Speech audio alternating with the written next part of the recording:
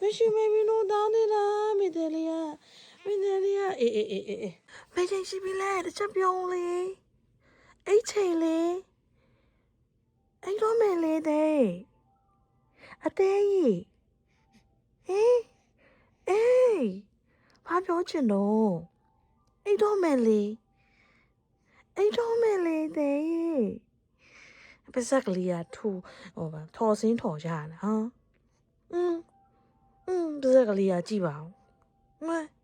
မင်းဘာပြောချင်တော့လဲအိမ်မယ်လေကွယ်အိတ်ချိန်လေကွယ်နော်အိတ်ကြမယ်ဟုတ်ပြီလားတို့လဲစုပ်ပြီးပြီတို့လဲစုပ်ပြီးပြီတန်ရှင်းလဲလုပ်ပြီးပြီဆိုတော့အိတ်ကြမယ်လေငါပြောမယ်ပြောဘာပြောချင်တော့လဲမလေးပြောချင်တော့လဲပြောအိတ်တော့မယ်နော်လိုက်ကြည့်ပြောမလားမေနဲ့စကားပြောမလားပြောအိမ်မလား